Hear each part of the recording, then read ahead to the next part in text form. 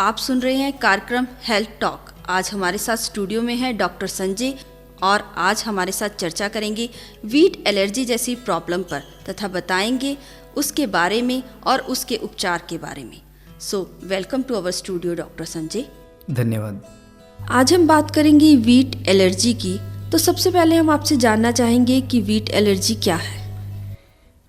Wheat allergy ऐसे तो सुनने में बड़ा अजीब लगता है कि जो चीज़ हम रोज़ खाते हैं वीट, हर नॉर्थ इंडिया में हर चीज़ वीट की बनी होती है, क्या उससे भी एलर्जी हो सकती है? जी। बट ये सही है।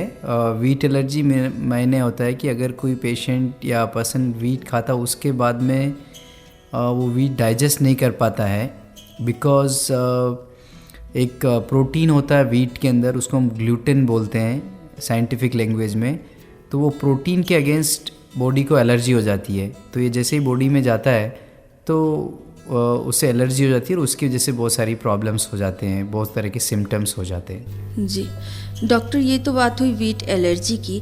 अब हम जानना चाहेंगे कि सेलिक डिजीज़ क्या है, उसके बारे में बताएं। ऐसा है कि वीट एलर्जी और celiac disease one and same thing है। वीट एलर्जी एक लोकल लैंग्वेज में हम आम आदमी को समझने के लिए बोल सकते हैं वीट एलर्जी है जी। अदरवाइज इसको सीलिएक डिजीज़ के नाम से ही जाना जाता है। ये साइंटिफिक नेम है सीलिएक डिजीज़। जी।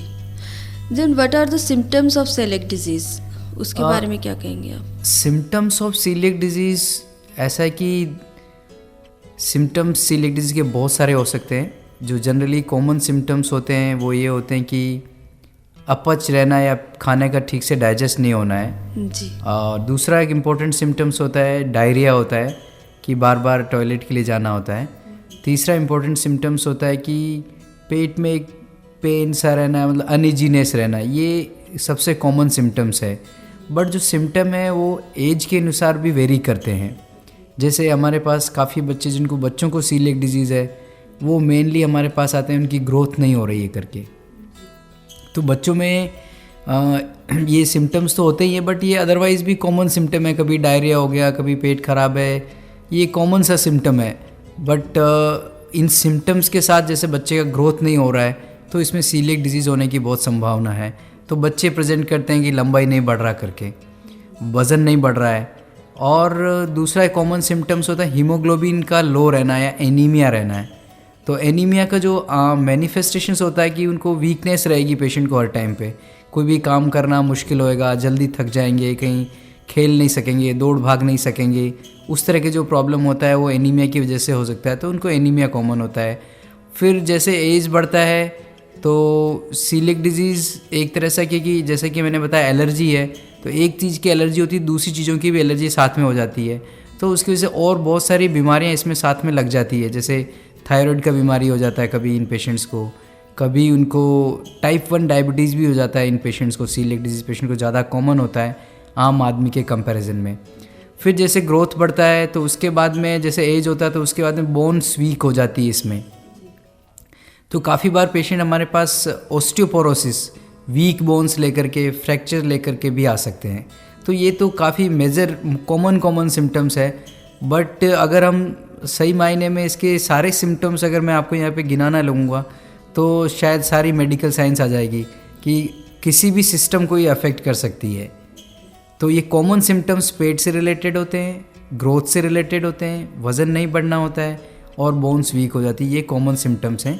बाकी और बहुत सारे सिम्टम्स हो सकते हैं। जी डॉक्टर, हमने बात की सिम्टम्स की। अब हम जानना चाहेंगे कि सीलिएक डिजीज़ के रिस्क फैक्टर क्या है। सीलिएक डिजीज़ का सबसे जो ज़्यादा कॉमन रिस्क फैक्टर है कि फैमिली हिस्ट्री। अगर किसी की फैमिली में किसी को सीलिएक डिजीज़ है तो बिकॉज़ ये डिजीज़ जो है जेनेटिक प्लस ऑटो इम्यून दोनों से कनेक्टेड है।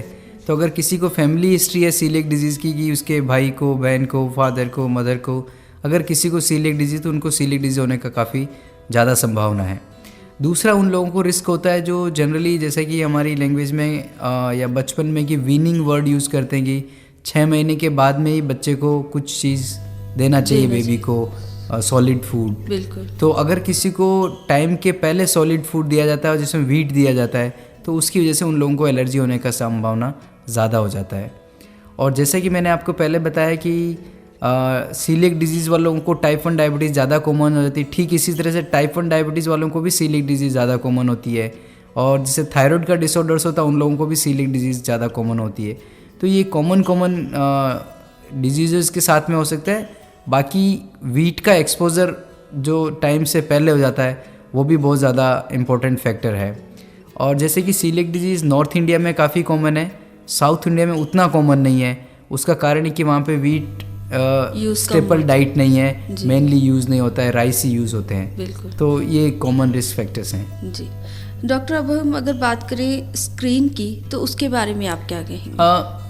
स्क्रीनिंग के लिए आप सबसे पहले जो हम सजेस्ट करते हैं, क्लिनिकल सिम्टम्स हो पेशेंट को, जिसका कभी बार बार पेट खराब रह रहा है, डायरिया हो रहा है, कॉन्स्टिपेशन रह रहा है, बार बार पेट में दर्द हो जा रहा है, उसका ग्रोथ नहीं बढ़ रहा है, या बोन्स वीक है, बोन पेन्स है, तो उन लोगों को ज़रूर से स्क्रीन करना चाहिए। और जो स्क्रीनिंग के लिए बहुत ही सिंपल चीज़ है, एक ब्लड टेस्ट होता है और उसको टिश्यू ट्रांसग्लूटामिनेज एंटीबॉडी बोलते हैं। अगर वो टेस्ट ब्लड में होता है, कभी भी हो सकता है, अगर वो टेस्ट अपन करते हैं, अगर वो पॉजिटिव आता है तो सीलिक डिजीज़ होने की संभावना ऑलमोस्ट 95% होती है। तो अगर ऐसा पॉजिटिव टेस्ट आता है तो फिर उसके बाद में उनका पेट का जांच दूरबीन से करते हैं, जिसको एंडोस्कोपी बोलते हैं, वो करना होता है। और करने के बाद में उससे टिश्यू लेकर के देखते हैं कि उसमें क्या प्रॉब्लम है। अगर वो भी पॉजिटिव आता है तो फिर वो स्क्रीनिंग था, वो ब्लड टेस्ट, और ये टेस्ट भी पॉजिटिव आता है तो ये कंफर्म हो जाता है कि पेशेंट को सीलिक डिजीज़ का प्रॉब्लम है। जी doctor, coeliac disease human body को कैसे प्रभाव डालती है? सीलिक डिजीज़ ह्यूमन बॉडी को, जैसे कि मैंने आपको बताया कि हर एज ग्रुप के पेशेंट को अफेक्ट कर सकती है, फ्रॉम न्यू इन्फेंट टू से लेकर के ओल्ड एज तक। और ये ऑलमोस्ट शरीर के हर एक ऑर्गन को इफ़ेक्ट कर सकती है, क्योंकि अगर जिसको सीलिक डिजीज़ है उसका न्यूट्रिशन ठीक नहीं रहेगा, और हमें पता ही अगर किसी का न्यूट्रिशन ठीक नहीं है तो शरीर के हर एक ऑर्गन को फ़र्क कर सकती है। जैसे अगर आपका हीमोग्लोबिन ठीक नहीं है तो ये आपके हार्ट को अफेक्ट करेगी, आपके मसल्स को अफेक्ट करेगी, इवन आपके ब्रेन को भी अफेक्ट करेगी। और बोन्स वीक हो जाएगी तो बाद में ऑस्टियोपोरोसिस जैसी प्रॉब्लम्स हो सकती है। और पेट के अंदर कॉमन प्रॉब्लम तो जैसे डायरिया, कॉन्स्टिपेशन ये होता है, बट इसके अलावा भी ये जैसे हेपेटाइटिस भी कर देता है इसके एसोसिएट, कभी ये पेनक्रेटाइटिस भी कर देता है, तो ये बहुत रीनल स्टोन्स भी बना देता है। तो ये बहुत सारी जो सराउंडिंग ऑर्गन्स है इस बॉडी के, नॉट सराउंडिंग, जो भी ऑर्गन्स है उनको किसी को भी अफेक्ट कर सकती है, तो उससे कोई भी रिलेटेड सिम्टम्स हो सकता है। बट जो कॉमन सिम्टम्स होते हैं जैसे कि मैंने आपको बताया वही होते हैं, जैसे एनीमिया है, और लंबाई का नहीं बढ़ना बच्चों के अंदर, या वज़न नहीं बढ़ना है, और बोन्स का वीक हो जाना है, ये कॉमन सिम्टम होता है। तो बेसिकली ये एक सिस्टमिक डिजीज़ है। सिस्टमिक डिजीज़ मेडिकल लाइन का मतलब that will affect each and organ of the body more और लेस। तो ये सिस्टमिक डिजीज़ तो हर एक शरीर के ऑर्गन को अफेक्ट कर सकती है। डॉक्टर, जैसे आप एज की बात कर रहे हैं, तो ऐसा भी है कि आज अगर बचपन में ये बीमारी नहीं है लेकिन आगे चलकर ये बीमारी हो सकती है, तो उसका क्या कारण रहता है? इसका कारण एक अभी बहुत क्लियर नहीं है, बट ऐसा सोचा जाता है कि आपको भी पता होगा कि हमारे घरों में ये बोलते हैं कि जब पेट खराब होता है तो गेहूं का खाना नहीं खिलाना होता, हम बोलते हैं कि आज इसको दाल खिचड़ी खिला दीजिए, जी, तो वो लाइट खाना रहेगा। तो प्रोबेबली उस टाइम में ये मानसिकता रही हो कि बैक ऑफ माइंड ये चीज़ होगी कि ये जो अगर वीट देंगे तो उसमें जो ग्लूटेन होता है, तो जब आपकी इंटेस्टाइन में इन्फेक्शन होता है तो वो ग्लूटेन क्या ज़्यादा जल्दी से आसानी से अंदर चला जाता है, जो जाना नहीं चाहिए, वो जाकर के उसके अगेंस्ट एंटीबॉडी बन जाती है आपकी म्यूकोजा में। तो उसकी वजह से ऐसा हो सकता है कि आपको डायरिया हो रहा है किसी और कारण से, और आपने उस टाइम में वीट खाया, तो उसकी वजह से एक संभावना है कि उनको ऐसे प्रीडिस्पोजिशन हो सकता है। दूसरा हो सकता है कि सीलिक डिजीज़ शुरू में किसी ने ज़्यादा सीवियर नहीं हो और इग्नोर कर दिया हो, नहीं हो, तो ऑब्वियसली जब बाद में बड़े होंगे तब उसका सिम्टम्स का पता चल सकता है। और ये अनकॉमन नहीं है, हमारे पास अगर 80% लोग बच्चे आते हैं तो 20 से 25% लोग बड़ों को भी 50 साल में 60 साल में भी ये सीलिक डिजीज़ डायग्नोसिस होती है। डॉक्टर, इस डिजीज़ को डायग्नोस्टिक कैसे किया जा सकता है? डायग्नोसिस के लिए मैंने जैसे आपको बताया, एक तो पहले स्क्रीनिंग टेस्ट करते हैं। स्क्रीनिंग के लिए हम ये ब्लड का एक टेस्ट होता है जिसको टिश्यू ट्रांसग्लूटामिनेज एंटीबॉडी बोलते हैं, वो टेस्ट करते हैं। और फिर उसके बाद में एक एंडोस्कोपिक बायोप्सी लेते हैं पेट की, और उसकी जो बायोप्सी टिश्यू से जो चेंजेज होते हैं वो सजेस्ट होते हैं सीलिक डिजीज़, तो उससे सीलिक डिजीज़ का डायग्नोसिस कंफर्म हो जाता है। बट जनरली ये सब स्क्रीनिंग इन जनरल जब करते हैं जब पेशेंट को इस तरह के कोई सिम्टम्स हों, या फिर फैमिली हिस्ट्री हो, या फिर साथ में पेशेंट को जैसे थायराइड का डिजीज़ है या डायबिटीज़ का है, टाइप 1 डायबिटीज़, उन लोगों को ये संभावना काफ़ी ज़्यादा रहती है। इंडिया में बहुत सारी स्टडीज़ अभी सीलिएक डिजीज़ पे पॉपुलेशन में नहीं हुई है, बट कुछ स्टडीज़ हुई, उनमें ये बताया कि अराउंड 0.03% सीलिएक डिजीज़ है। तो बहुत ही अनकॉमन नहीं है, मतलब बहुत कॉमन नहीं है लेकिन बहुत अनकॉमन भी नहीं है। तो इसलिए अगर किसी को इस तरह के कोई सिम्टम्स हैं तो अपने आप को इस डिजीज़ के लिए ज़रूर स्क्रीन करना चाहिए। बिल्कुल डॉक्टर, ये तो हुई डायग्नोस्टिक की बात। अगर हम बात करें ट्रीटमेंट के लिए, तो उसके बारे में आप क्या कहेंगे, कैसे इसका ट्रीटमेंट शुरू किया जा सकता है? ट्रीटमेंट के बारे में मैं ये कहूँगा बहुत इजी भी है और बहुत डिफ़िकल्ट भी है। तो आप बोलेंगे आप दोनों चीज़ें एक साथ कैसे कह सकते हैं? तो इजी तो इसलिए है कि अगर इसका एक ही ट्रीटमेंट है कि आप गेहूँ बंद कर दीजिए। गेहूँ बंद करने का मतलब है गेहूँ से बनी हुई कोई भी चीज़ नहीं खाना है। तो अब मुश्किल इसलिए कि नॉर्थ इंडिया में गेहूँ की बनी हुई कोई चीज़, ऐसी चीज़ मिलना बहुत मुश्किल है जो गेहूँ से बनी हुई नहीं हो। आप बिस्किट ले लो, आप ब्रेड ले लो, आप रोटी ले लो, आप बेकरी का कोई सामान ले लो, आप जो भी घर में जो भी चीज़ बनती है उसमें 90% में वीट कहीं न कहीं तो होता ही है। तो वो सारी चीज़ जो बचपन से खा रहे हैं उसको अचानक बंद करना बहुत मुश्किल हो जाता है। और फैमिली मेम्बर्स को भी काफ़ी टाइम इसमें मुश्किल होती है, बिकॉज़ पेरेंट्स को कि कैसे मैनेज करेंगे कि उसका खाना अलग बनना चाहिए, बिकॉज़ वीट बिल्कुल नहीं जाना चाहिए। मतलब वीट बंद करने का मतलब 100% बंद होना चाहिए ये। तो ये बहुत मुश्किल है, इसलिए बहुत मुश्किल है कि अगर आप कहीं साउथ इंडिया में रह रहे होते तो वहाँ पे इतना मुश्किल नहीं है, बिकॉज़ वीट वहाँ पे इतना कॉमनली खाया नहीं जाता है। लेकिन हमारे इस पार्ट ऑफ कंट्री के अंदर ये तो बहुत कॉमन है। आप कहीं पार्टी में जाएंगे, स्कूल में जाएंगे, कहीं पे भी जाएंगे, हर चीज़ वीट की बनी होगी। तो आपको वो नहीं खाना, तो आप एक सेग्रीगेटेड फील करते हैं कहीं भी जाएंगे कि मुझे ये चीज़ नहीं खाना, मुझे कुछ प्रॉब्लम है। तो ये बहुत ही इसलिए बहुत डिफ़िकल्ट है, बट बहुत ईजी है। केवल अगर आपको गेहूँ बंद कर देंगे तो देन कुछ नहीं करना। गेहूँ बंद हो गया तो सारा ठीक हो जाएगा। उसकी जगह आप मक्का यूज़ कर सकते हैं, राइस यूज़ कर सकते हैं, दालें सारी यूज़ कर सकते हैं। केवल गेहूँ और बारले यूज़ नहीं करना है, और कुछ लैंग्वेज में यहाँ पे जो भी बोलते हैं या बारले, वो चीज़ नहीं खाना है। बाकी कोई भी आप खा सकते हैं, कोई प्रॉब्लम नहीं है। और उसका बेस्ट तरीका ये होता है, क्योंकि जनरली जो आटा आजकल ज़्यादातर घरों में बाहर से ख़रीद के लाते हैं गेहूं का, तो लेकिन मक्की का आटा ये भी अगर बाहर से ख़रीदें तो वो नहीं ख़रीदना चाहिए, क्योंकि जो आपको फ्लोर मिल वाला आपको आटा दे रहा है उसको नहीं पता कि आपको सीलिएक डिजीज़ है या वो इतना केयर करेगा कि नहीं करेगा, वो बहुत मुश्किल है। तो इस तरह की सिचुएशन में मैं सजेस्ट करूँगा पेरेंट्स को, और जिसको भी सीलिएक डिजीज़ है, आजकल घर में जो आटा चक्की खरीद सकते हैं वो बहुत ही इनएक्सपेंसिव है, बहुत महंगी नहीं है, बहुत डिफ़िकल्ट भी नहीं है। तो उसको मैनेज करें, उसमें अपना जो भी चीज़ पीसना हो केवल आइसोलेटेड वो उसी के लिए रख लें जिनको सीलिएक डिजीज़ है, तो ताकि गेहूं का बीच में कहीं भी वो आए नहीं, और वो आराम से जो भी चीज़ बनी हुई खा सकते हैं, कोई प्रॉब्लम नहीं होगा। डॉक्टर, मतलब ये कुछ मेन हमें प्रिकॉशंस हैं जो लेनी पड़ेंगी इस ट्रीटमेंट के लिए। और अगर ट्रीटमेंट की बात की जाए तो कोई मेडिसिनल ट्रीटमेंट्स हैं या जिसके बारे में हम जानना चाहिए? मेडिसिनल ट्रीटमेंट शुरू में जब सीलिएक डिजीज़ इनिशियली डायग्नोसिस हो तब ज़रूरत पड़ सकती है, पर बाद में उसकी ज़रूरत नहीं है, बिकॉज़ बाद में आपका सिस्टम फिर से सारी चीज़ नॉर्मली एब्जॉर्ब करने लग जाता है, तो फिर उसके लिए कोई सप्लीमेंटेशन का ज़रूरत नहीं है। डॉक्टर, इस डिज़ीज़ को कैसे हम सस्पेक्ट कर सकते हैं, कैसे, या कोई इसकी स्टेजेस हैं जिसके बारे में आप बताना चाहेंगे? सस्पेक्ट करने के लिए जैसा मैंने बताया सिम्टम्स पे डिपेंड करता है कि क्या सिम्टम्स है। वो सिम्टम्स जनरली किसी को पेट खराब हुआ 1 दिन 2 दिन 3 दिन हफ्ते में ठीक हो जाता है। अगर वो ठीक नहीं हो रहा, परसिस्टेंटली प्रॉब्लम चलती रही है, तो कहने का मतलब कोई क्रॉनिक डिजीज़ है, और सीलिएक डिजीज़ का संभावना काफ़ी हाई हो जाता है। और जैसे ग्रोथ नहीं बढ़ रहा, ग्रोथ नहीं हो रहा बच्चे का, तो वो भी एक कॉमन कारण हो सकता है। और बाकी बोन्स से रिलेटेड प्रॉब्लम्स भी हो सकती है। तो ये कॉमन सिम्टम्स है। और दूसरा एक कुछ ऐसा भी देखा है, कोई बच्चा पढ़ने में ठीक नहीं, वो कंसंट्रेट नहीं कर पा रहा है, तो इस तरह की कुछ मरीजों में सीलिएक डिजीज़ मिला है। इसका कारण ये कि बिकॉज उनको they are not physically that fit, so though they are very intelligent but unable to concentrate on their studies. तो इस तरह की कुछ प्रॉब्लम है, स्क्रीनिंग उन लोगों के अंदर भी कर सकते हैं, बिकॉज सीलिएक डिजीज़ पूरे बॉडी में कहीं भी इफेक्ट कर सकता है, तो वो भी एक कारण हो सकता है।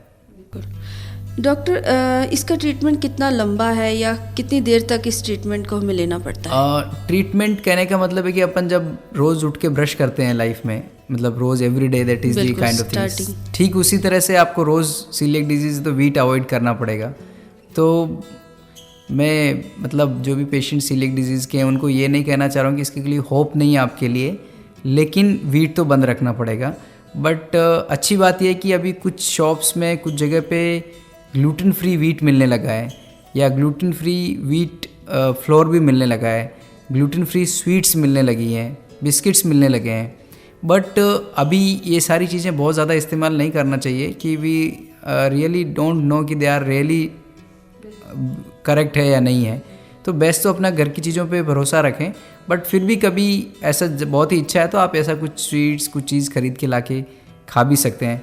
बट हो सकता है आने वाले कुछ सालों के अंदर एग्रीकल्चर साइंटिस्ट में be able to make the ऐसी जो कुछ वीट चीज़ें है बना जो सकें। ग्लूटेन फ्री वीट बना जी, जी, सकेंगे जी, प्योरली, तो बिल्कुल। देन ये प्रॉब्लम का सॉल्यूशन हो जाएगा। बिल्कुल डॉक्टर, तो मेनली ट्रीटमेंट यही है कि हमें वीट नहीं लेना है। वीट एलर्जी का मतलब वीट से ही दूर रहना है, तभी इसका ट्रीटमेंट बिल्कुल है, आपने यही बिल्कुल हमारा सही उपचार कहा। वीट एलर्जी का मतलब वीट से दूर रहना है। जैसे किसी भी चीज़ से एलर्जी होती है उससे दूर रहते हैं। सनलाइट से एलर्जी तो आपको ढक के चलना है, डस्ट से एलर्जी तो डस्ट के पास नहीं जाना है, तो ठंड से एलर्जी तो ठंड में नहीं रहना है। तो उसी तरह से वीट से एलर्जी तो आपको वीट नहीं लेना है। बट इसमें इतना फ़र्क है, वीट खाना नहीं है, मतलब आप पास जा सकते हैं, वो कोई प्रॉब्लम नहीं है। डॉक्टर संजय, हम लोग बात कर रहे हैं वीट एलर्जी की, हमने उसके ट्रीटमेंट के बारे में जाना और इतनी सारी बातें की। अब हम ये भी जानना चाहेंगे कि कोई ऐसा पेशेंट है, आपका कोई एक्सपीरियंस रहा हो जिसके बारे में आप हमें बताना चाहेंगे। वीट एलर्जी के बहुत पेशेंट्स हैं। पीजीआई में हमारे पास अराउंड 1000 के आसपास पेशेंट हमारे फॉलोअप में हैं।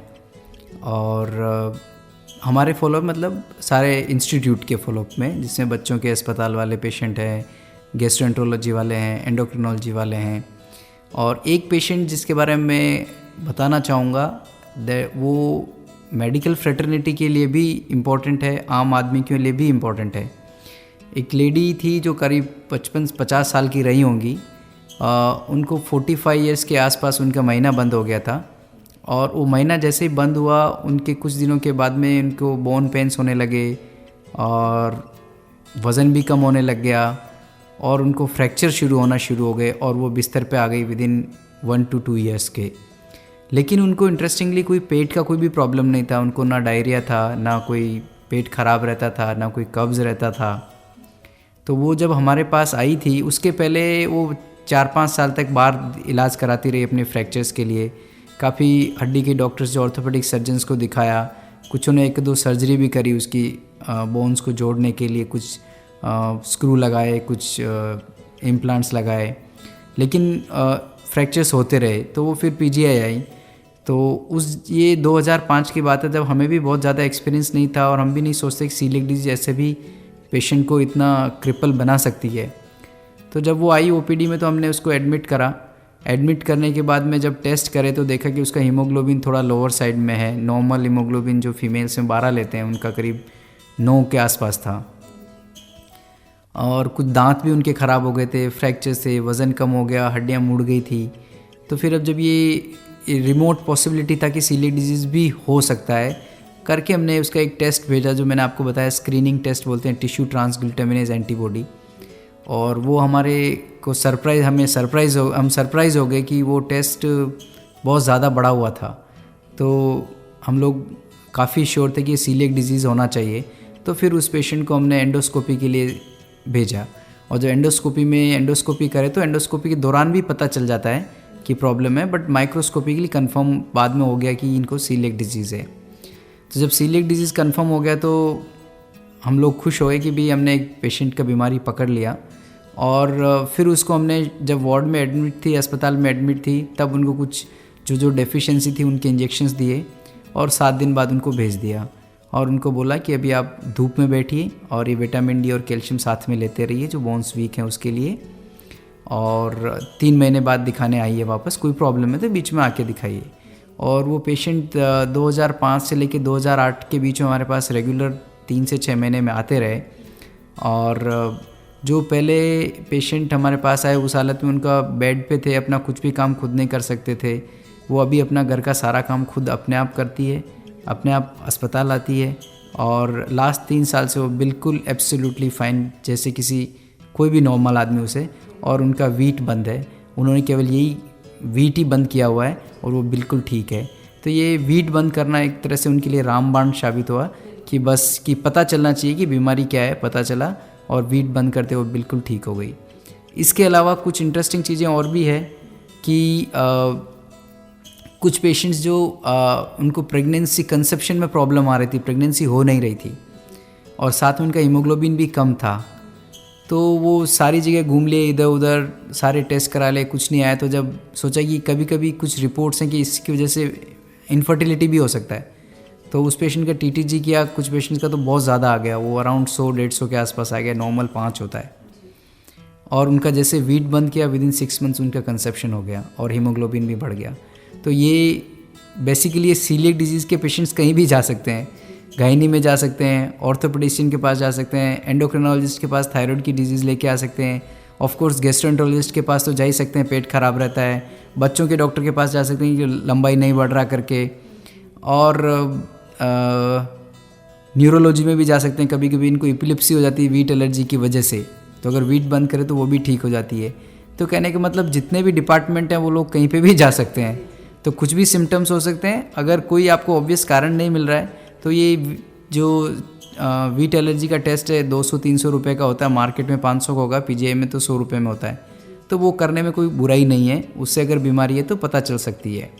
इसी तरह से कुछ बच्चे हैं जिनको कि महीना टाइम से शुरू नहीं हुआ, फीमेल्स को मेंस्ट्रुअल साइकिल नहीं आया, तो पेरेंट्स वरीड थे क्या कारण हो सकता है, और जब देखा कि उनकी लंबाई भी उतनी नहीं बढ़ रही जितनी बढ़नी चाहिए, तो जैसे ही वो टीटीजी टेस्ट किया, वो पॉजिटिव आया, उनका वीट बंद करा, विद इन 1 ईयर में वो सब कुछ ठीक होना शुरू हो गया और उनका लंबाई भी लगभग जितना बढ़ना था लगभग उतना बढ़ गया, और ये सारा जो मेंस्ट्रुअल साइकिल वगैरह सब कुछ भी नॉर्मल हो गया। तो हमारे पास बहुत सारे बच्चे एंडोक्रिनोलॉजी में जो लंबाई कम होने की वजह से हमारे पास आए थे। तो पहले किसी ज़माने में, आज के 10 साल 15 साल पहले कोई सोचता नहीं था कि सीलिएक डिजीज़ कुछ बीमारी यहाँ पे हो सकती है। बीमारी तो थी बट कोई सोचता नहीं कि हिंदुस्तान में भी होती है क्या। ये सोचते सब वेस्टर्न कंट्रीज़ में होती है, यूरोपियन कंट्रीज़ में, अमेरिका में होती है।